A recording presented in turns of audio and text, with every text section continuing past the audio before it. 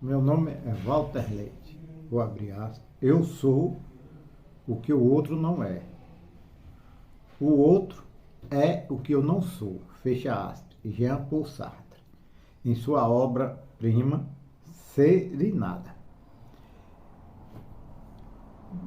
Para Sartre, que é o existencialista, fundador do existencialismo ateu, ele escreveu sua obra-prima na década de 40, se não me engano, 1942, e esta obra ele trata realmente do ser, o ser e o nada, que é sua obra-prima. E nesta obra ele fala de que o homem, o ser humano, ele não tem essência. Ele não foi criado por nada. Ele brotou. Ou seja, um cinzeiro ou uma caneta, antes de ser cinzeiro e de ser caneta, foi idealizada, foi pensada a sua função, foi feita então a confecção da caneta e, evidentemente, do cinzeiro, visando o objetivo de ser um receptáculo de cinzas ou escrever. Portanto, a essência do cinzeiro, a essência da caneta é definida preliminarmente. No caso do ente humano, ele não foi criado por nenhum, segundo Sartre, por Deus, por nada. Logo, ele não tem essência. Desta forma, ele tem a sua célebre frase: a existência precede a essência. O que isso significa? Isso significa que não existe natureza humana. E que um homem, a cada momento, a cada instante, a cada momento da sua vida, ele vai se refazendo, ele vai se recriando. Ele é um processo, é um contínuo processo. Portanto, não existe algo pré-determinado como isto aqui representa o homem, a natureza humana. O homem adentrou ao mundo com nada. Ele não trouxe nenhuma bagagem. Aqui, nas suas relações interpessoais, ele vai, evidentemente, aprendendo e vai criando, evidentemente, a sua maneira de agir, a sua maneira de ser. Este é um ponto, vai fazendo a sua essência, vamos dizer assim, ele vai se produzir. Outro ponto importante que Sartre coloca é que este homem, que não foi criado por nenhum Deus, portanto ele não tem nada a seguir, diferente dos animais que são pré-determinados, já vem com uma determinação instintiva bem evidente. O homem não. O homem vai, na maneira de ser, ele vai se criando e vai se refazendo, evidentemente. E para isso o homem é livre. A liberdade. Sartre cria outra frase de impacto: o homem é condenado a ser livre. Ou seja, mesmo que o homem não queira ser livre, ele é livre. É da natureza humana, é da maneira de ser do homem, a sua liberdade. E esta liberdade produz no homem angústia. Produz no homem angústia e desamparo. Kierkegaard, o existencialista cristão, já dizia que a angústia é a vestígio da liberdade. Então, a gente vê que o existencialismo ateu e o existencialismo cristão, em muitos aspectos, eles comungam, estão realmente afinados, neste aspecto principalmente. Então, o homem é condenado a ser livre, mas essa liberdade traz para o homem responsabilidade, gera no homem angústia. Mas o homem é um ser jogado no mundo. Heidegger já dizia isso, que o homem, Heidegger diz que o homem é um ser para a morte e é um ser jogado no mundo. Jean Paul Sartre, o Sartre, recebeu forte influência de Husserl, através da sua fenomenologia. Em muitos aspectos ele discordou e contestou, mas ele sofreu, evidentemente, muita influência de Husserl. E neste aspecto, ele coloca que o homem é um ser no mundo Ele diz, eu sou o que o outro não é. O outro é o que eu não sou. Fechando a aspa, que é a nossa reflexão. Antes de entrar, nós vamos falar em dois conceitos preliminares, para entender até a obra. É o em si e o para si. O em si é o objeto, é o ser concreto, é o ser definido. No caso aqui, esta calculadora é um em si. Ela já é determinada e já em se observar a calculadora já se vê, ela já traduz sua finalidade, não existe mais nada do que a explicitude do que ela é. Então, o em si é o que é o objeto.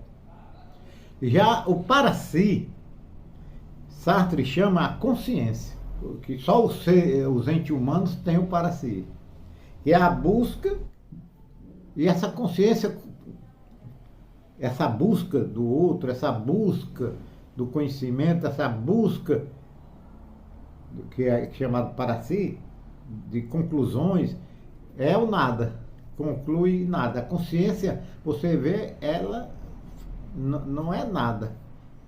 Ela não é diferente do para si. Então, existe o em si e o para si.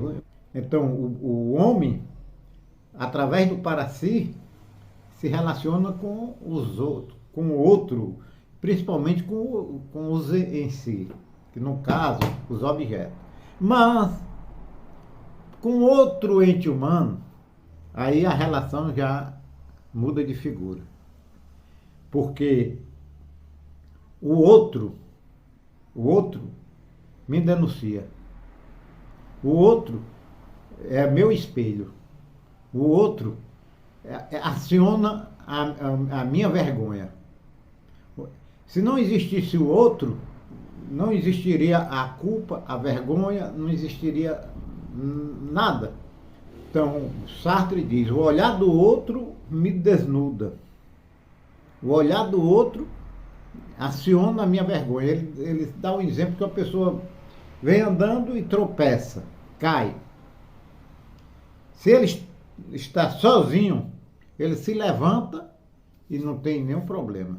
Mas, se ele, ao cair, ele se dá conta de que tem algum olho, algum olhar espreitando, alguém olhando o outro, então, evidentemente, esse olhar do outro vai despertar a minha vergonha.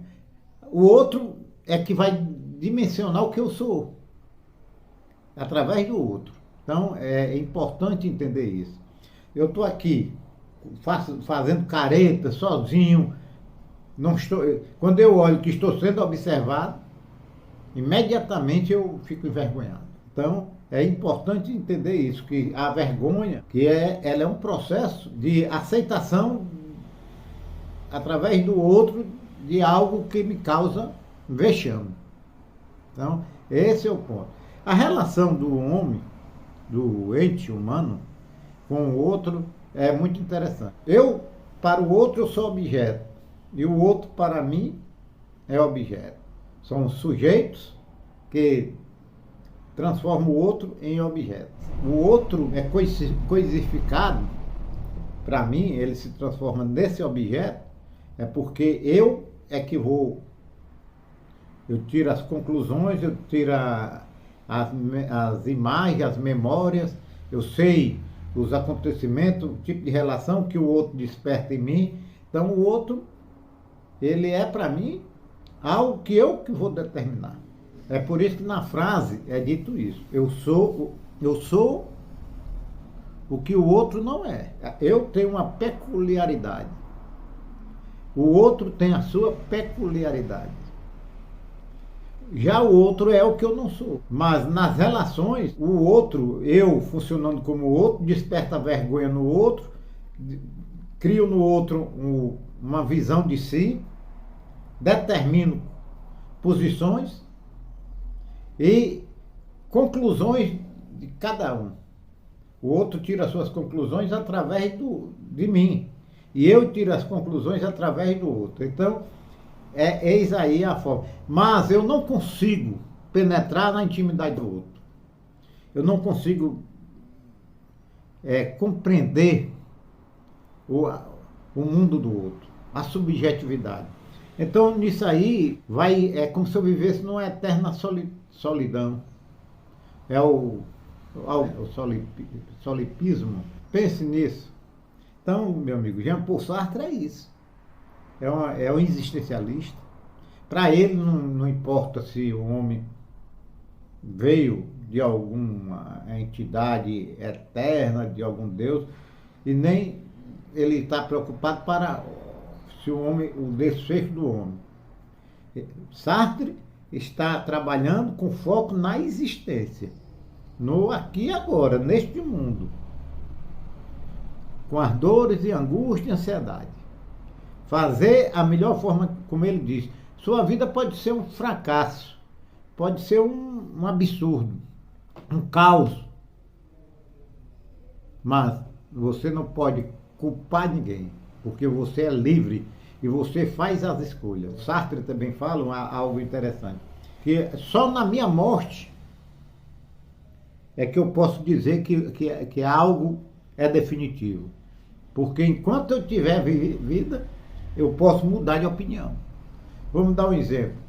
Se eu resolver deixar uma dependência, parar de fumar ou de beber, eu só tenho assegurado de que evidentemente tem essa posição de não fumar ou de não beber, de sobriedade, para eu afirmar peremptoriamente, o Walter deixou definitivamente só quando morrer, porque até no último momento da minha vida eu posso voltar atrás, que eu sou livre para decidir. Eu posso decidir algo, mas eu posso mudar de opinião e dizer não, retornar. Então nada é garantido. Eu tenho essa liberdade de fazer as escolhas, boas ou ruins. No entanto, vou ter de arcar, evidentemente, com as consequências. O existencialismo, porque ele tira essa história de pecado, tira essa história de condenação eterna, de castigo de Deus, e te coloca como um centro do universo. Você é o responsável. É claro, eu estou falando da minha visão leiga, eu não sou um estudioso em filosofia, eu sou apenas um admirador da filosofia. E leio e tiro as minhas conclusões. Então, amigo, gostou? Compartilhe esse vídeo, se inscreva no canal, acione o sino para receber vídeos novos, dê seu like e se torne membro do canal.